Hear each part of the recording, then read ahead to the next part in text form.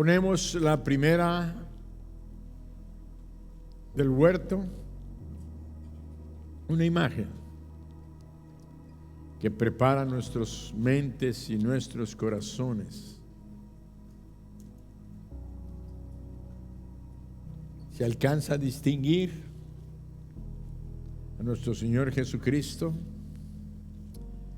en el huerto, pocos minutos antes de ser capturado.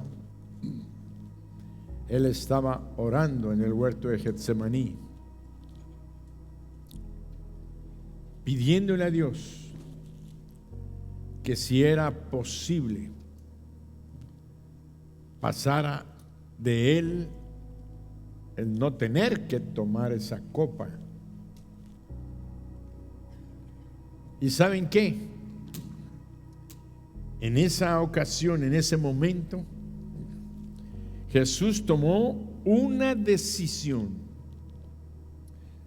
que cambiaría para siempre el destino nuestro, el destino de toda la humanidad y aún su propio destino.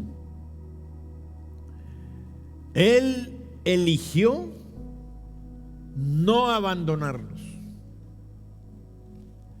Él eligió no regresar al cielo.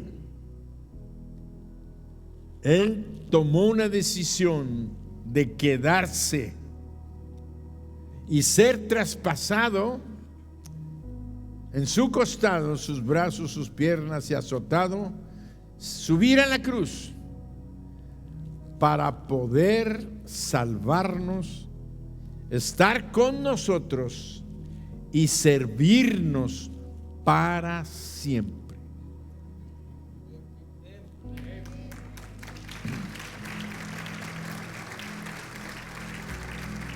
En Juan, el mensaje se titula El porqué de todo. El porqué de todo es la pasión que Cristo sufrió. El tiempo de pasión es la pasión de Cristo. Si vemos Juan capítulo 1, versículo del 1 al 3, observamos esto. En el principio era el Verbo, y el Verbo era con Dios, y el Verbo era Dios. Este era en el principio con Dios. Todas las cosas por Él fueron hechas, y sin Él nada de lo que ha sido hecho fue hecho. Parece una especie de misterio, pero un misterio claro. En el principio era el Verbo, y el Verbo era con Dios, y el Verbo era Dios. Todas las cosas por Él fueron hechas, y sin Él nada de lo que ha sido hecho fue hecho. Luego vemos el versículo 14, y dice: y aquel Verbo, aquel Logos, el que era en el principio con Dios, el que era Dios, dice aquel Verbo fue hecho carne y habitó entre nosotros, y vimos su gloria como del unigénito del Padre, lleno de gracia y de verdad. Quiere decir que con estas porciones bíblicas que acabamos de leer tenemos una evidencia clara que Jesús es Dios. Jesús es Dios, muy claro. En el principio era el Verbo, en el principio, antes de la creación. Y este Verbo, que se encarnó, era con Dios. Y dice, y ese Verbo era Dios. Por eso, cuando Él vino a la tierra como hombre, la Biblia dice que en Filipenses 2:8, que estando en la condición de hombre, se humilló a sí mismo, haciéndose obediente hasta la muerte y muerte de cruz. Cuando se hizo hombre, dejó sus privilegios divinos, dejó sus poderes divinos en el cielo y se hizo 100% hombre. Esto quiere decir que, como cualquier otro ser humano, tenía lo mismo que tú y yo. Tenía afectos, sentimientos, pensamientos, emociones y voluntad. Si Jesús hubiera venido solo como Dios, entonces, porque la pregunta es, bueno, ¿y por qué? ¿Por qué si siendo Dios dejó de ser como Dios, dejó sus poderes, dejó su divinidad y se vino a volverse 100% hombre? Pon atención. Si Jesús hubiera venido solo como Dios, entonces no hubiera podido morir en la cruz por nuestros pecados, porque Dios no puede morir. ¿Se habían puesto a pensar? Si Él hubiera venido como Dios, no pudiera haber muerto en la cruz por nuestros pecados, no hubiera podido pagar nuestros pecados, porque Dios no puede morir. Y la paga del pecado era la muerte. Por eso tuvo que venir y tomar un cuerpo, pero un cuerpo preparado para que Él se presentara y se esforzara por ser ese humano 100%, para presentarse como el Cordero de Dios. Él siempre supo quién era Él, pero nunca recurrió a sus poderes durante todo el tiempo de su formación, hasta que llegó el momento. Bueno, ahorita lo vamos a ver más adelante. Vemos que entonces Él no podía morir si hubiera venido como Dios, pero el hombre sí puede morir. El ser humano sí podía morir. Así que Él vino como hombre y sufrió como hombre, y tuvo, como lo vemos en la foto, la sangre, el sudor y las lágrimas y el sufrimiento. Su angustia fueron reales, el dolor era real, la muerte fue real. La muerte fue real. Podemos observar y ver su sufrimiento cuando estaba orando tan desesperadamente en el huerto de Getsemaní. Dice la palabra que su sudor, esa cosa, esa angustia, los médicos han determinado que se llamaba hemartrosis. Era tanta la angustia que él sentía dentro de él, que la presión sanguínea y los vasos se dilataban de tal manera que el sudor empezaba a extravasar las gotas de sangre, y sus sudor eran como gotas de sangre que caían al piso de tanta angustia, de tanta desesperación, de lo que sabía que venía y tenía que aceptar, y era: lo hago, no lo hago, si lo hago, si no lo hago. Y seguramente yo puedo apostarles que el diablo estaba ahí cerca diciéndole: ¿cómo vas a hacer eso? ¿Tú crees que es posible? ¿Tú crees que eso que piensas hacer, no lo hagas? ¿Para qué? ¿Para qué sufres? Pero la Biblia nos dice en Lucas 22:24 que él dijo diciendo: Padre, si quieres, pasa de mí esta copa, pero no se haga mi voluntad. Tal vez es como hombre, él decía: no soy capaz de ir adelante, no puedo ir adelante, pero no quiero hacer yo lo que mi interior está luchando y diciendo: quiero hacer tu voluntad. Aunque soy débil como hombre, yo quiero hacer tu voluntad. ¿Y saben qué? Dios lo fortaleció y decidió hacer la voluntad de su Padre. Por eso vemos, dáselo fuerte. En esos momentos era un sufrimiento mental, emocional, que afectaba su ser físico. Afectaba, yo puedo pensar que era tanto aquella presión, que al haber tenido un dolor de cabeza intenso, probablemente su presión arterial, su corazón estaba palpitando, pum, pum, pum, pum, pum, pum, pum, rápidamente diciendo: voy a tomar la decisión más trascendental de todo el universo. Y había un profundo sufrimiento físico, emocional, mental y espiritual. Se le ofreció una copa amarga, y esa copa, a veces pensamos que nada más era tomársela así. No, esa copa representaba todo un evento, una serie de eventos. Desde ese momento, si él la aceptaba, quiere decir que la tomaba en sus manos para poderla ir tomando hasta que estuviera en la cruz del Calvario. Todos esos eventos, todos esos sufrimientos, todo eso que iba a sufrir, esa era la copa que tenía que tomar, y era una copa espiritual, y en esa copa estaban todos nuestros pecados. Óiganlo, todos de nuestros pecados, de todos los tiempos, de todo el mundo.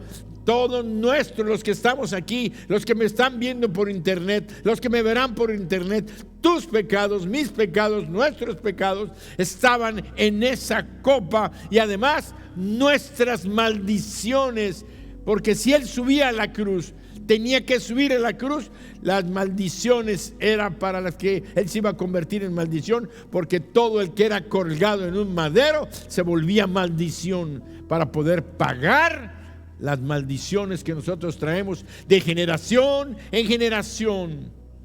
Porque hay maldiciones de pecados que vienen y que se vienen heredando, pecados de adulterio, de alcoholismo, de drogadicción, de robos, de mentiras, que se vienen heredando hasta que Cristo viene al corazón de una persona y rota aquella maldición. ¿Y cómo lo logró? Porque murió en la cruz del Calvario.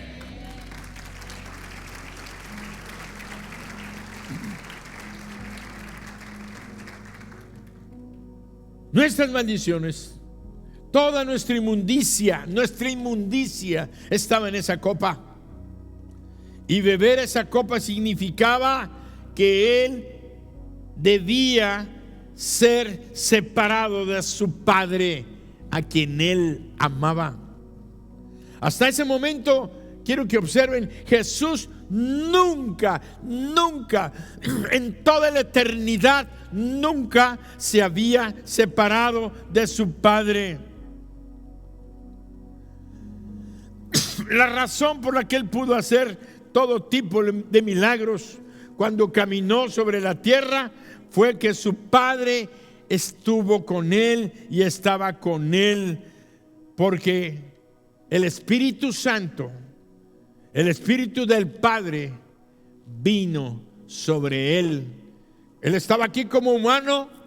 Cuando fue bautizado, en ese momento, la Biblia no nos da referencia de antes de sus 30 años que hubiera hecho milagros, que hubiera sanado enfermos.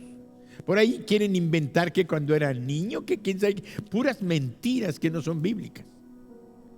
La realidad es que el Señor Jesucristo fue tan humano como tú y siguió siendo, solamente que el día que vino su bautismo, cuando Juan el Bautista lo vio venir, que andaba por ahí rondando por el río Jordán, él le dijo a sus discípulos: este es el Cordero de Dios que quita el pecado del mundo. Es el Cordero de Dios. Yo no soy digno de desatar la correa de su calzado, porque él era antes que yo y es primero que yo.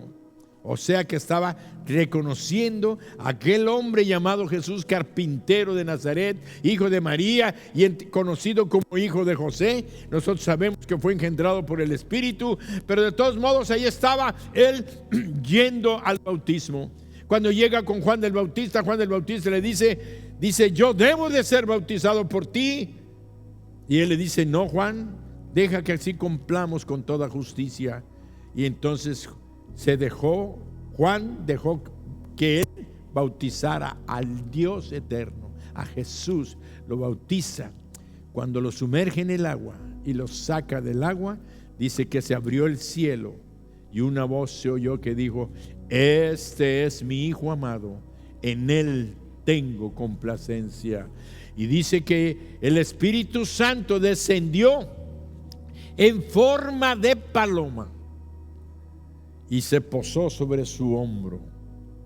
Y fue cuando se escuchó la voz, y allí encontrábamos al Padre hablando, al Hijo encarnado y al Espíritu Santo sobre su hombro. Para aquellos que quieren negar la Trinidad, más claro está ahí la manifestación. Y a partir de ese momento, el humano 100%, vino el Espíritu Santo, que también es el Espíritu del Padre, vino a él, sobre él, entró en él y fue ungido para hacer todos los milagros y las obras que él hacía. Por eso él pudo mencionar y decir estas palabras en Juan 5, 17 y 19.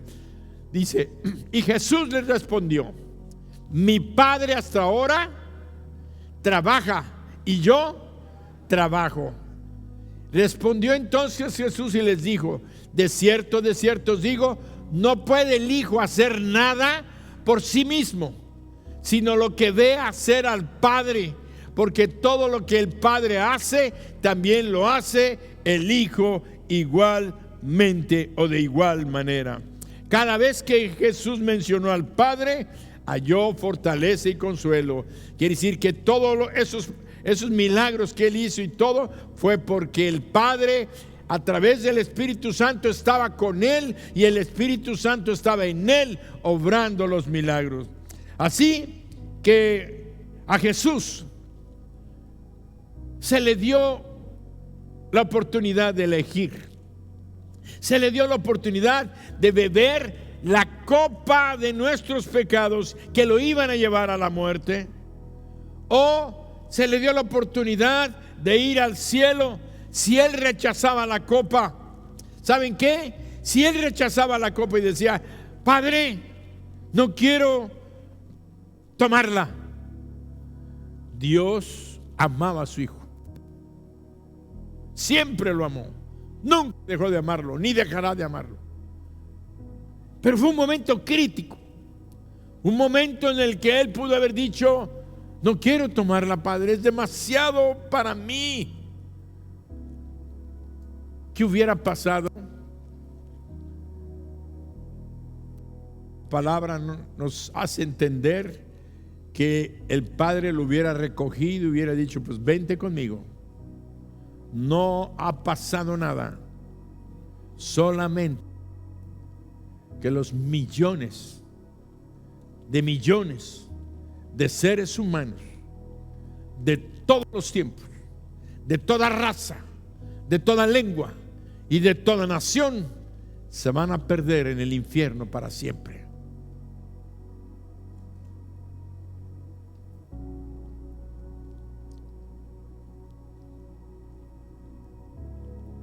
La razón de todas las cosas es que Jesucristo tomó la decisión, porque conocía el amor del Padre por sus criaturas, nosotros los seres humanos. Además, el Hijo, como Dios que existía desde antes, también tenía amor por nosotros. Tuvo esa lucha, esa crisis, ese llorar, ese estar ahí en el huerto del Edén sufriendo, de tal manera que Jesús nos amó tanto que se quedó y bebió, tomó la copa de la mano del Padre y la bebió hasta la última consecuencia. Lo bebió, como dicen aquí en Yucatán, hasta el shish. Muy significativo, ¿saben por qué? Porque el shish es el resto, lo último que te sobra en la copa. Pero quiero que entiendan que esto no era un refresco, no era un licuado de fresa o de uvas, era una copa llena de inmundicia, de injusticia, de iniquidad. de impiedad. 4 cosas: iniquidad, inmundicia, injusticia, impiedad, que no tiene que ver con pecados. Era una copa donde estaban los pecados. ¿Y qué eran los pecados? ¿Qué diferencia hay entre pecado e iniquidad? El pecado es la violación, la transgresión a la ley de Dios. Es cualquier acción que hemos hecho contra los planes y los propósitos de Dios. Eso es el pecado. O sea, toda la violación. Dios te dice: no robes, y tú robaste. No mientas y mentiste. No adulteres. No odies. Perdona y no perdonamos. Toda violación a la ley de Dios es pecado. Pero todo pecado trae el asiento, el shish, lo que se va abajo de esa copa, que es inmundicia, iniquidad, impiedad e injusticia. Y les voy a decir algo para que entiendan lo que aprendemos. Iniquidad es la maldad, la consecuencia del pecado, la consecuencia del pecado, lo sucio, lo podrido, lo asqueroso, lo vil, el excremento de todo un proceso de pecado. ¿Qué es lo que hacemos nosotros cuando comemos? Comemos, qué delicioso y todo, y no vemos el shish. El resto, cuando sale, nadie quiere tomar eso, ¿verdad? ¿Alguien se echa un licuadito de excremento? Tenemos que entender, eso es lo que estaba bebiendo Jesús. La inmundicia, la injusticia, lo sucio, la podredumbre, lo más terrible. Se presentaba como un ejemplo ilustrativo de una copa, pero era todo un proceso. Tenía que sufrir y cargar las consecuencias de nuestros pecados. Por eso vemos que hay un cuadro precioso en el Antiguo Testamento que nos habla precisamente de, y que se revela para nosotros cómo podemos encontrar a Dios en todas las cosas en el Antiguo Testamento, y lo hemos estado hablando. Éxodo 21 del 2 al 6. Si comprares siervo hebreo, 6 años servirá, mas el 7º saldrá libre de balde. Quiere decir sin pagar nada. Saldrá él y su mujer con él. Seguimos leyendo. Si su amo le hubiere dado mujer y ella le diere hijos o hijas, la mujer y sus hijos serán de su amo, y él saldrá, ¿cómo? Solo. Saldrá solo. Pero si el siervo dijere: yo amo a mi señor, a mi mujer y a mis hijos, no saldré libre. Entonces su señor, como dice, entonces su amo lo llevará ante los jueces y le hará estar junto a la puerta o al poste de la puerta, y su amo le horadará la oreja con una lesna, y será su siervo para siempre. Quiere decir que cuando un siervo hebreo había servido a su amo durante 6 años, porque lo habían vendido, había tenido necesidad en su familia y lo tuvieron que vender, y él dijo: ni modo, véndanme, yo voy a servir a este nuevo amo para que mi dinero de mi venta sirva para rescatar a la familia. Y era vendido y era esclavo durante 6 años, pero la ley decía que ningún hebreo, ningún israelita podía permanecer esclavo para siempre. Entonces, al 7º año era libre, sin pagar nada. Pero si él hubiera llegado como esclavo con su esposa, podía salir con su esposa.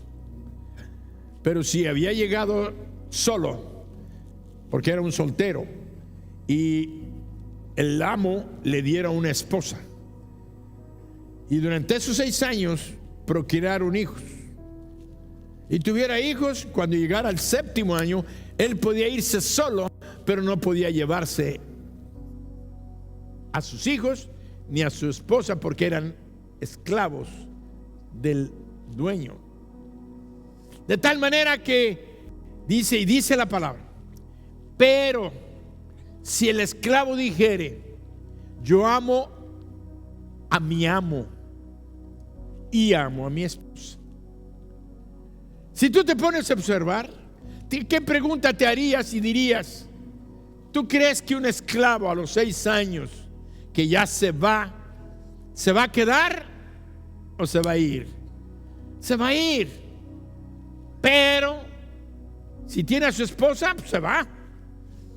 Pero si le dieron una mujer que ama y que tiene hijos, se va a quedar por la mujer. Pero la Biblia no dice así. Vuelvan a poner el versículo. Dice Éxodo, creo que es el versículo 5, 4, sí. Bien, si el siervo dijere, yo amo a quién, yo amo a mi Señor y a mi mujer. ¿Ustedes creen que un esclavo dice amo a mi Señor? No, no es lo normal, no es lo común. Pero hemos estado aprendiendo que si tú ves y lees el Antiguo Testamento y ves eventos y buscas a Jesús en el Antiguo Testamento, lo vas a encontrar. Por eso, cuando Jesús habló con los discípulos que iban a Emaús, dice que Él les comenzó a hablar de lo que de Él decían las Escrituras desde el Génesis, pasando por todos los profetas hasta el tiempo, y todo eso revelaba ¿a quién? A Jesús. Entonces aquí lo que estamos viendo es la imagen de no cualquier siervo, sino de Jesús, que dice, yo amo a mi Señor, yo amo a mi amo, pero amo también a mi esposa, y me voy a quedar por amor a mi amo y a mi esposa. ¿Quién es el Señor de Jesús? Su Padre Dios. Entonces Él ama a su Padre. Acabamos de decir que Él ama a su Padre, pero también ama ¿a quién? A su iglesia, la novia. Por eso Él les está ilustrando y nos muestra una imagen de Jesús claramente, que dice, yo me quedo aquí porque te amo y amo a la familia que tú me has dado.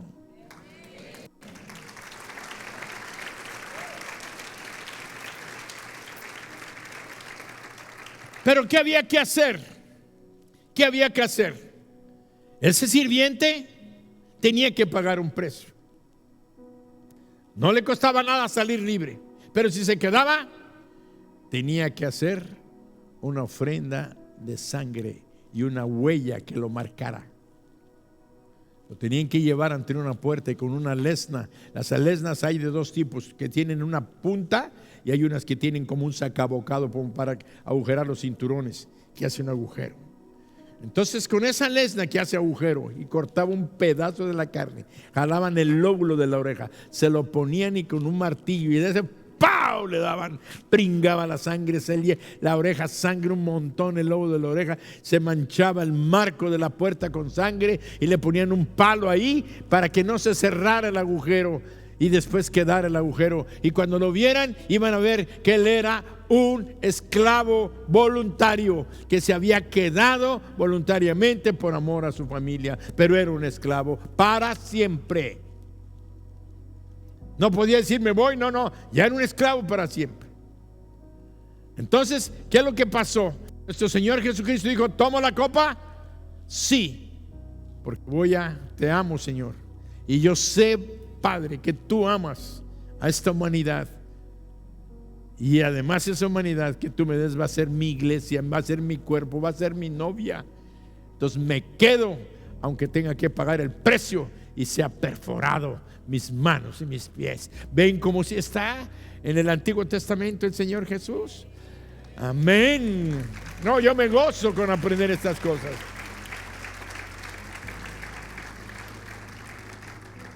Entonces, en el huerto de Getsemaní, Jesús era el siervo perfecto.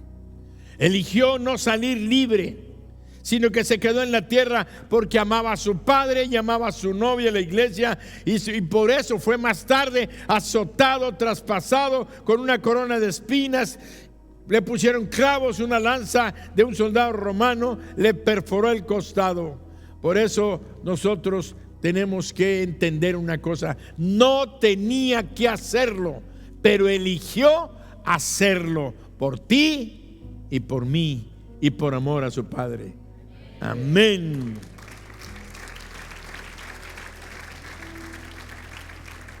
Ahora tenemos que entender que físicamente, como ser humano, sufrió mucho, sintió el dolor físico, los azotes, las espinas, los clavos, pero su mayor sufrimiento, como mencioné al principio, fue la separación de su Padre. Porque entiendan una cosa: en el mundo espiritual, el Padre, el Hijo y el Espíritu Santo son personas que conforman una eternidad que ha estado unido por siempre, desde la eternidad, desde el principio de la eternidad, que no tiene principio y que no tiene fin. En esa eternidad ellos siempre han estado amándose, unidos. Y el hecho de que llegó un momento en que esa relación de padre e hijo iba a haber un voltearle la espalda, un ocultar su rostro de aquel que lo amaba. Por eso encontramos que en la cruz clamó el Señor Jesucristo. En Mateo 27:46 leemos: Dios mío, ¿por qué me has desamparado? Dios mío, ¿por qué me has desamparado? Y una cosa quiero decirles: que Dios le dio la espalda en el momento que más lo necesitaba, que necesitaba a su Padre. Nunca lo había dejado su Padre, ni cuando nació, ni cuando creció, ni cuando comenzó el ministerio, sino que llegó al momento en el huerto de Getsemaní. Fue cuando el Señor empezó a caminar con él, pero cuando estaba en la cruz, cuando estaba a punto de ser clavado y todo, y el dolor estaba intenso, él empezó a clamar a su Padre, y su Padre tuvo que darle la espalda. ¿Sabes por qué? Porque si Dios no le daba la espalda a Jesús, tendría que dárnosla a nosotros. ¿Alcanzan a entender esto? Porque el que estaba cargando los pecados era Él, nuestros pecados. Entonces tenía que voltearse y quitar su rostro de su Hijo, darle la espalda al pecado, darle la espalda al sacrificio, para podernos ver a nosotros de frente. Si a nosotros nos veía, si veía de frente a su Hijo, nos tenía que dar la espalda a nosotros. ¿Comprendido? Amén. Vamos adelante. Por eso el Señor Jesucristo dijo: Dios mío, ¿por qué me has desamparado? Hoy tenemos el rostro de Dios de frente a nosotros. El rostro de Dios está brillando, mirándonos a nosotros, porque le dio un día la espalda a su Hijo Jesucristo. Hoy nos está mirando de frente a ti, a mí, a nuestra familia. Por eso la palabra pudo declarar que el Señor haga resplandecer su rostro sobre ti. ¿Sabes qué? Ese texto no hubiera podido existir si Cristo no hubiera dado la espalda a Jesús y nos hubiera dado la cara a nosotros como si fuéramos limpios. Por eso Números 6:25 dice: el Señor, era la bendición de Moisés, el Señor haga resplandecer su rostro sobre ti. Jesús pagó el precio para que Dios nunca nos diera la espalda, para que Él te mire de frente, te sonríe y nunca te abandone. ¿Y gracias a quién? Todo se lo debemos a Él.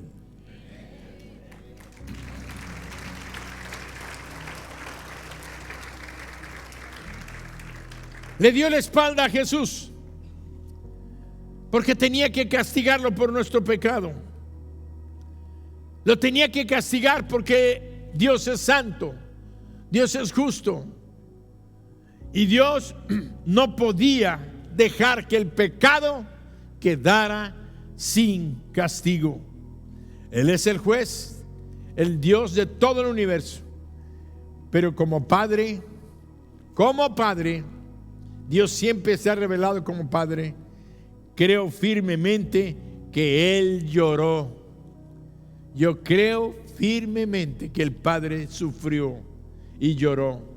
Por eso en la película de La Pasión de Mel Gibson encontramos que hay una parte cuando Jesucristo está en la cruz entregando su vida, donde se ve una escena donde una lágrima cae del cielo y cae y ¡pah! Cae sobre la tierra. ¿La están viendo?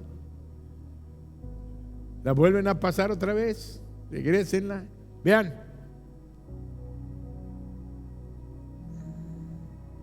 Es una cosa impresionante que este hombre, que creó esta película haya pensado que realmente en el corazón de Dios es un corazón perfecto.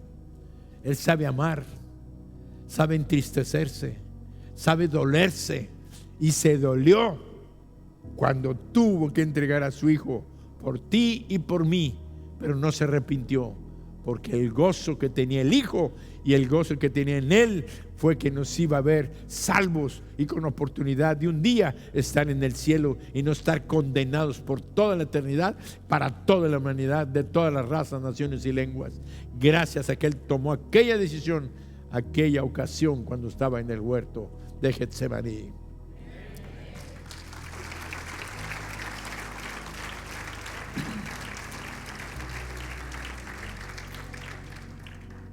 Nunca fue más agradable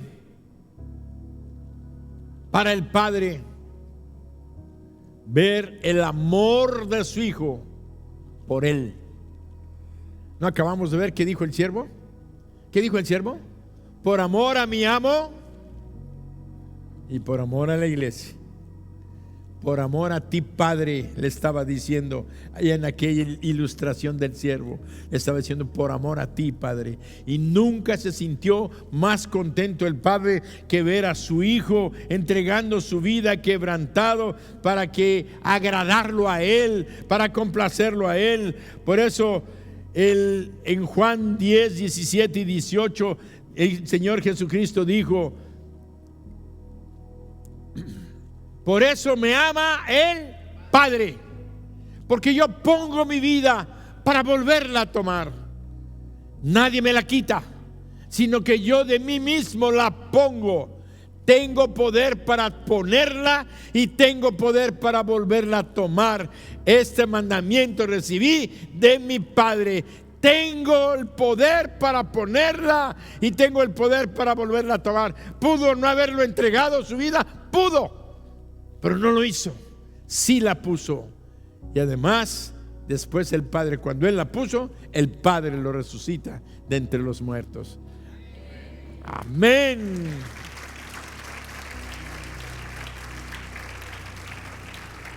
Muchos de los que están aquí son ustedes padres.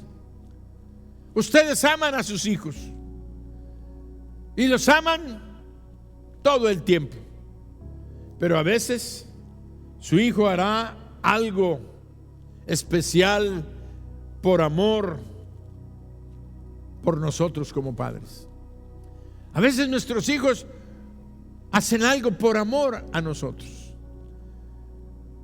Y hacen, no sé, algo que toque nuestros corazones. Algo que nos muestre su amor. A lo mejor pintan un dibujo, nos lo entregan y dice, papi te amo, mami te amo.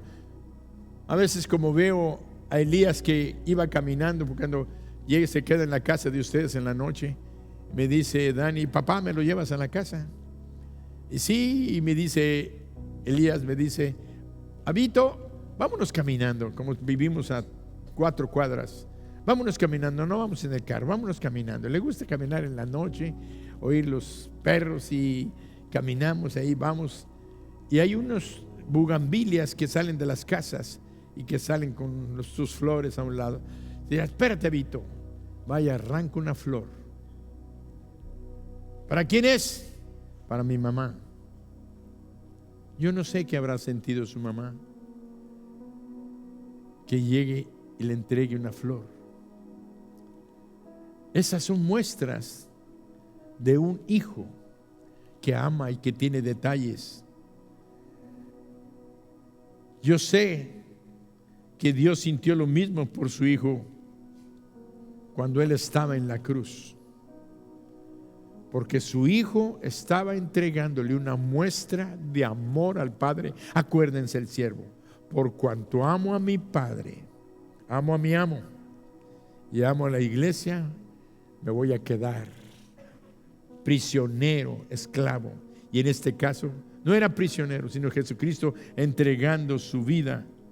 Por eso vemos que cuando vemos a un hijo así, dan ganas de abrazarlo, de besarlo, de, no sé, de llorar con ellos, de sentir. Y yo creo que Dios sintió eso en su corazón, un deseo profundo de amar, de abrazar a su hijo, pero no podía hacerlo.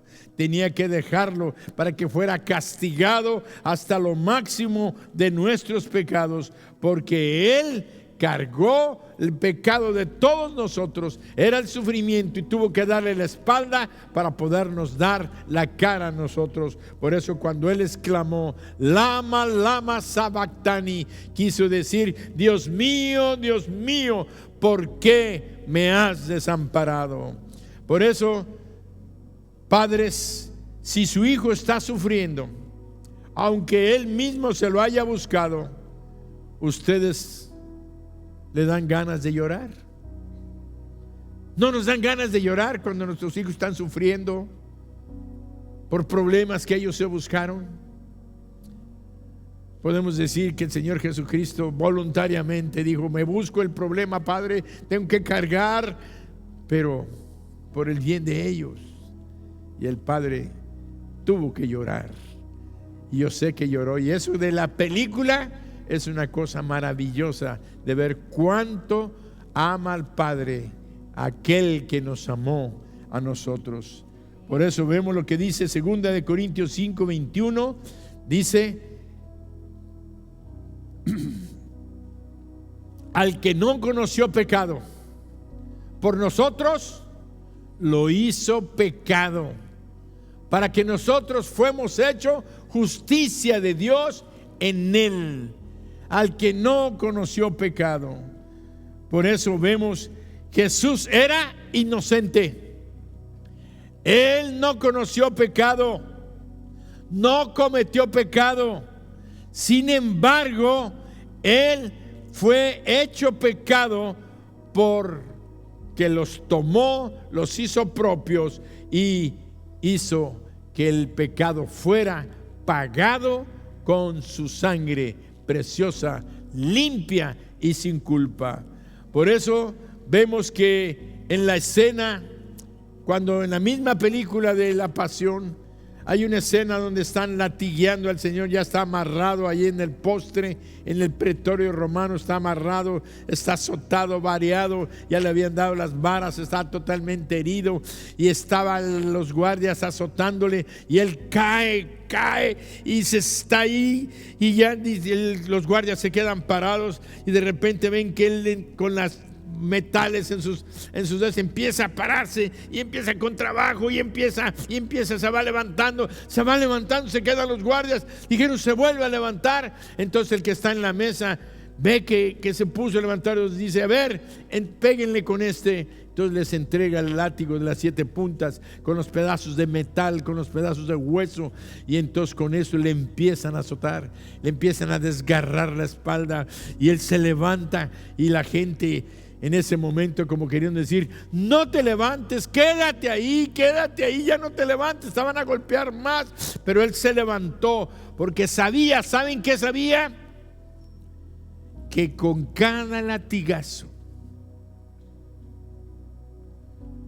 simbolizaba una enfermedad.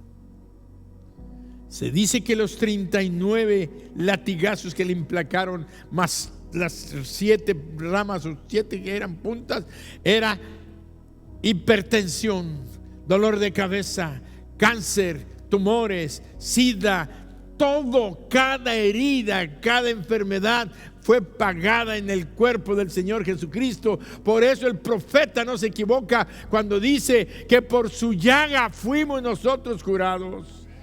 En sus heridas fuimos curados. Ahí encontramos que eran desgarrada su piel, totalmente lastimado. Por cada herida era lo que nosotros necesitamos y andamos buscando siempre, siempre, siempre. De tal manera que vemos que esos garfios penetraban directamente en su carne y arrancaban pedazos de carne. Por eso no sabemos cuántas veces realmente fue azotado, porque la ley judía decía que lo debían azotar 39 azotes, porque decía, la ley era 40 azotes menos 1.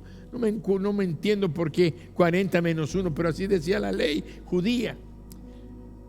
Pero no eran los judíos los que lo estaban azotando, fueron los romanos. O sea, si se sujetaron a la ley judía, se habían cumplido ya los 39 azotes menos 1, sino que lo azotaron. Y dice la palabra que estaba tan desgarrada su piel y sus músculos que se veían sus huesos. ¿Cuáles huesos se ven aquí en la espalda? Las costillas ya. Las costillas del Señor Jesucristo estaban expuestas ya. Ninguna película saca eso, saca lo destrozado que estaba su espalda, realmente destrozado. Se queja la gente y dice que esta película es una aberración, que se exageraron. No, se quedó corta. Se quedó corta. Porque el Salmo 129:3, vean lo que dice, Salmo 129:3. Sobre mis espaldas araron los aradores, hicieron ¿qué? Largos surcos. Y el Salmo 22:17, contar puedo todos mis huesos, entre tanto ellos me miran y me observan. Todo eso los estudiosos hablan de la profecía, de que cuando él fue azotado, rasgado, se le veían los huesos de su espalda. Y eso es una realidad innegable. Cuando se han hecho pruebas, experimentos y todo, era imposible que la piel se mantuviera intacta. Y ahí en la película ves, cuando él lo están azotando, cae totalmente desbaratado de la espalda, de todos los brazos, las piernas. Y el guardia todavía dice, desátenlo, denle la vuelta. Porque el frente, aunque entraban las garfios y rasgaban, todavía le quedaban pedazos de piel al frente, y lo azotaron por el frente también. Por eso tenemos que entender que estamos viviendo la Semana Santa, la Semana de la Pasión, pero a veces no entendemos el valor que esto representó para nosotros, el sacrificio que Dios hizo y el poder salvífico que sigue estando actual. Hay algunas personas que dice Jesús, por su llaga fuimos nosotros curados, Isaías 53:5, y por su llaga fuimos nosotros, mas el herido fue por nuestras rebeliones, molido molido por nuestros pecados. El castigo de nuestra paz fue sobre él, y por su llaga fuimos nosotros curados. Jesús tomó cada uno de esos latigazos dolorosos porque tenía que pagar el precio total de nuestra salud. Con esas rayas tu cáncer murió. Por esas rayas el alma de tu hijo es sanado. Por esas rayas la hepatitis es sanada, las gastritis son sanadas, los tumores son sanados, los artritis de las piernas son sanadas, los problemas de las columnas son sanadas. Toda la enfermedad y toda dolencia fue cargada en el cuerpo del Señor Jesús. ¿Lo alcanzan a ver cómo está? Su sangre derramada, el lastimado y dañado. Algunas personas piensan que cuando Dios anda de buen humor, hace muchos milagros, pero cuando no anda de buen humor, no hace milagros. Cuán equivocados están. ¿Cómo puedes poner tu fe en un Dios que cambia de ánimo? No. Dios no es un Dios simple y común, un humano. Dios es un Dios que tiene palabra, y Él te sanará porque su Hijo ya pagó el precio de tu sanidad, y la obra de su Hijo es perfecta. Solo te falta. La obra de Jesús fue perfecta. Solo te falta que tú creas en tu mente, lo aceptes en tu corazón, porque al que cree, tu sanidad está al alcance de tu mano. Ahora, Jesús es el siervo perfecto. Jesús es el siervo que acabamos de ver en Éxodo. Él dijo: yo amo a mi amo a mi esposa, no saldré libre. Eso es lo que Él decidió en el huerto de Getsemaní. Eso fue lo que Él decidió en el huerto de Getsemaní. No saldré libre quiere decir que significaba que Él estaba dispuesto a pagar todo el precio. Así que es un pecado creer que todavía tienes pecados sin perdonar. Es un pecado creer que tienes pecados sin perdonar. Si crees eso, tú que ya has recibido a Jesucristo, estás diciendo: Jesús, tú sufriste en la cruz todo eso, pero no sufriste suficiente. Todavía hay un pecado mío que todavía no has perdonado. Por eso ven que me oyen decir y me oyen declarar cada rato: la obra completa, cabal, terminada, acabada de Jesucristo en la cruz nos limpia de todo pecado.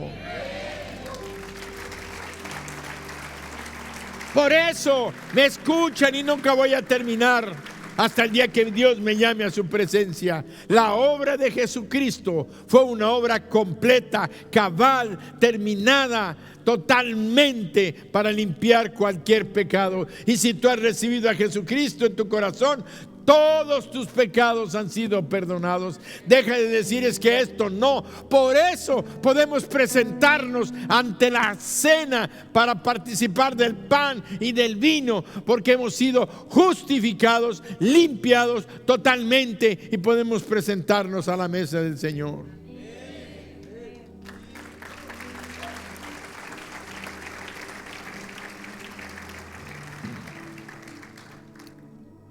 Cuando Jesús, como el siervo sufriente, eligió no salir libre, sino quedarse y ser traspasado en la cruz, ¿qué significó? Significaba que Jesús, aunque completamente Dios, eligió seguir siendo un hombre y nuestro siervo, fíjense, nuestro siervo para siempre. Cuando yo estaba estudiando esto, dije, bueno, Señor, Jesús era completamente humano, pero también era completamente Dios, porque podía entregar su vida y podía tomarla. Pudo haberla puesto y pudo haberla no puesto, pero decidió ponerla. Y por eso Él eligió seguir siendo un hombre, pero nuestro siervo para siempre, conforme a lo que dice Éxodo. Eso podría sorprendernos a algunas personas religiosas, pero hoy en el cielo Jesús es para siempre un hombre y para siempre un siervo. Esa fue su elección. Él dijo una vez: yo no vine para ser servido, sino para servir. Se cumple Mateo 28:28. En Mateo 28:28 dice: como el Hijo del Hombre no vino para ser servido, sino para servir. ¿Y para qué? ¿Y para qué? Para dar su vida en rescate por muchos. Por eso Él es siervo. Pastor, me podrán decir, ¿cómo puede decir eso? Jesús es el Señor, amén. Jesús es Dios, amén. Sí, Él es todo eso, pero también es nuestro siervo. Se oye tremendo, ¿cómo decir que Dios eterno, Jesús es nuestro siervo? Y quiero decirte, y es orgullo no permitir que Él nos sirva. Cuando Pedro se negó a permitir que Jesús le lavara los pies, Jesús le dijo: si no te lavo los pies, no tienes parte conmigo. ¡Wow! Yo ahí entiendo cómo el Señor Jesús se declara como siervo. Y ahí es donde nos está enseñando en esta noche, que cuando Él dijo: voy a lavarles los pies, Pedro tenía razón, como diciendo: ¿cómo? Tú siendo el Maestro, tú siendo Dios, tú siendo el Mesías, ¿me vas a lavar los pies? No, no voy a dejar que tú me laves los pies. Yo te debo de lavar los pies. Y le dijo el Señor Jesús: si no me dejas lavarte los pies, no vas a tener parte ni suerte conmigo en el cielo. ¿Qué? Yo quiero ser y mostrarte hasta el final que yo vine a servirles y vine a entregar mi vida. Yo soy el siervo que está en el cielo, sirviéndonos a ustedes todavía, porque sigue intercediendo por nosotros, amándonos, luchándonos, curándonos, alimentándonos, proveyéndonos, intercediendo. Sigue sirviendo a nuestras vidas.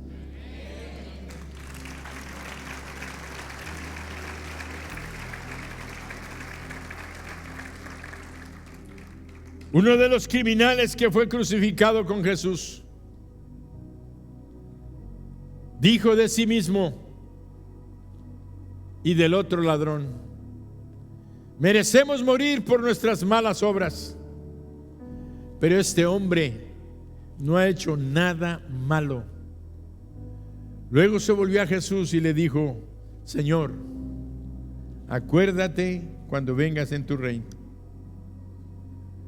Y el Señor le dijo: hoy estarás conmigo en el paraíso. ¿Sabes qué?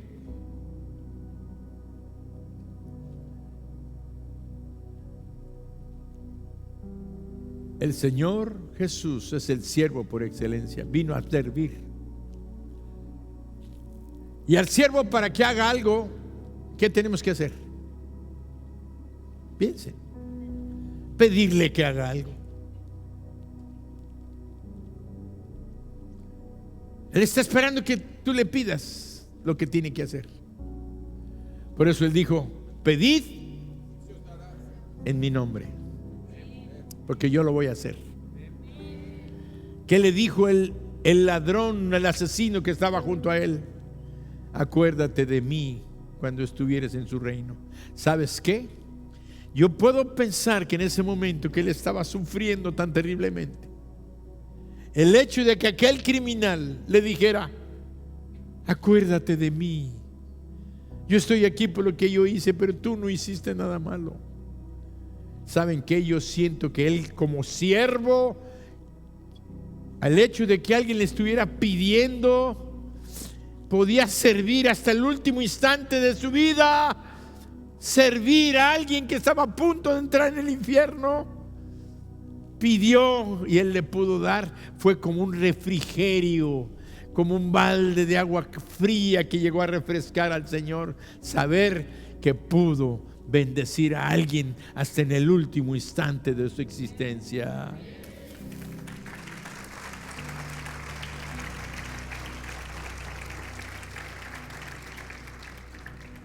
Amados, ¿qué es lo que fortalece a nuestro Salvador? ¿Qué refresca a nuestro Salvador? Es cuando Él puede darle algo a un pecador. Cuando Él puede encontrar a alguien que esté dispuesto a recibir de Él.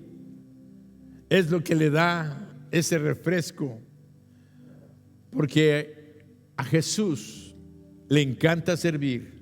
La naturaleza de su corazón de amor es servir. Y nosotros somos el objeto de su amor. Él es siervo para siempre, porque decidió en el huerto de Getsemaní, en esta semana que estamos celebrando, arrodillarse y poder decir: Señor, no se haga mi voluntad sino la tuya. Y en ese momento Él se convirtió en un siervo, se convirtió en el Salvador del mundo, se convirtió en tu Salvador y en el intercesor que está ahorita para que tú le pidas lo que tú desees.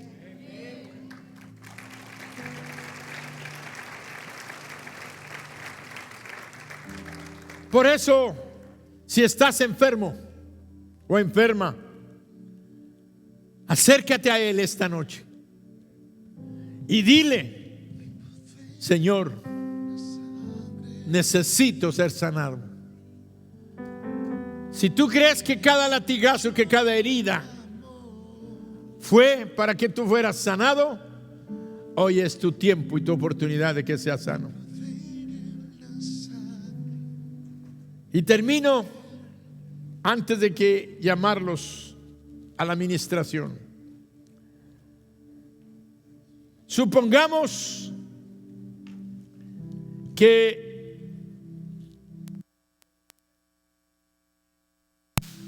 optó por no salir en los tiempos bíblicos.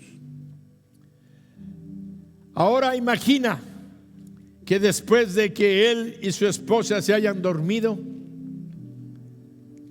su esposa se despierta a medianoche y ve a su esposo que está acostado. Ve su oreja con un agujero de este tamaño. Y recuerda y dice: mi esposo pudo haberse ido libre y haberme dejado con mis hijos siendo todavía una esclava. Pero él está aquí conmigo dormido en esta cama. Y lo veo con su oreja perforada, que por amor a nosotros se quedó y sufrió. Ese es el amor que muchas veces no vemos, lo que Cristo hizo por nosotros. Y en esta noche yo quiero invitarte, porque Él dijo: yo estoy en medio de ustedes. Si alguno oye mi voz y abre su corazón, yo entraré a Él, cenaré con Él y Él conmigo. Pero está esta noche aquí extendiendo sus brazos de amor para todo aquel que le pida por su familia, por su sanidad, por tus problemas financieros, por cualquier cosa, recuerda que el mensaje que Dios nos ha dado en esta noche es el porqué de todas las cosas. Lo recibimos solamente debido al sacrificio de Cristo en la cruz, a la pasión de Cristo.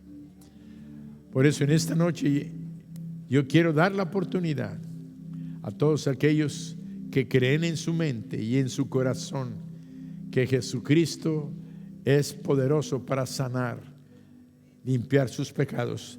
Alabanza. Hay poder en la sangre que fluyó por amor. Hay poder en la sangre que Él derramó. Si tú quieres venir a la presencia del Señor para ser sanado, ser bendecido, es el momento de pasar al altar. Es el momento de pasar al altar. Que fluyó por amor. Hay poder en la sangre que derramó. Cualquiera que sea tu necesidad, Tu sangre me perdonó. Tu sangre me limpió. Tu sangre pide por tus hijos, me sanó. pide por tu esposo, por tu esposa, por tus finanzas, por tu salud. Me salvó. Tu sangre Una semana poderosa. me transformó. Esta es una semana Tu sangre muy especial de milagros. me perdonó. Es un día de Tu liberación, sangre es un día de sanidad. me limpió. Tu sangre me sanó. Tu sangre me sanó. Al que cree, todo le es posible. Hay poder en la sangre que fluyó por amor. Hay poder en la sangre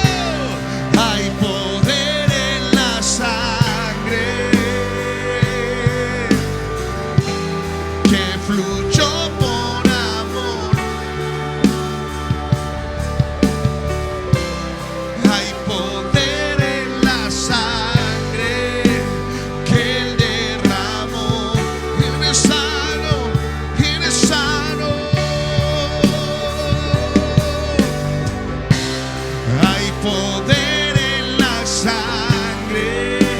sangre de Jesús que fluyó por amor. Hay poder en la sangre que Él derramó.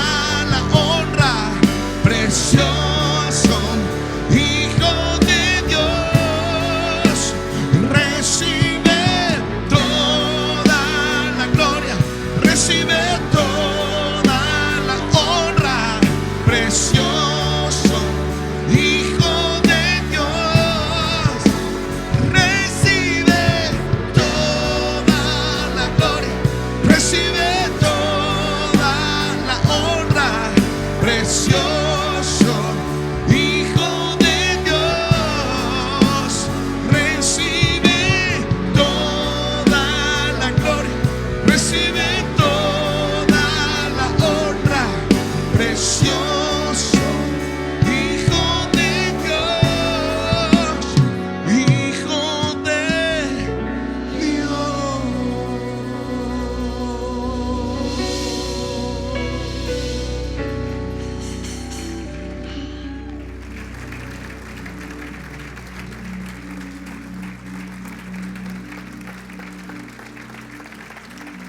Amén, amén.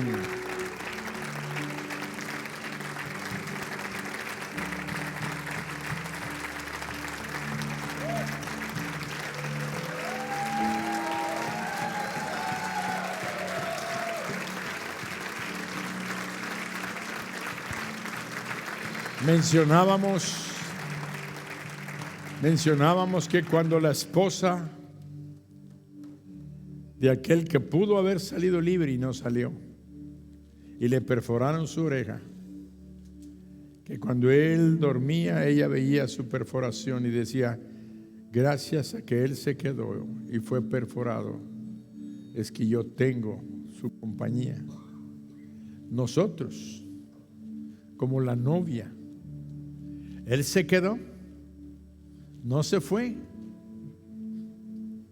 Sus manos fueron perforadas y en esta semana recordamos eso.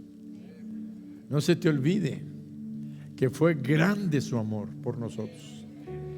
Cuando estemos en el cielo, nosotros que somos la novia, cuando Él nos diga bienvenidos, vamos a ver sus agujeros en sus manos, porque Él no quiso irse. Y es por eso que hoy tenemos la oportunidad de pedir. Acuérdense, Él le agrada que le pidamos, porque vino a servirnos.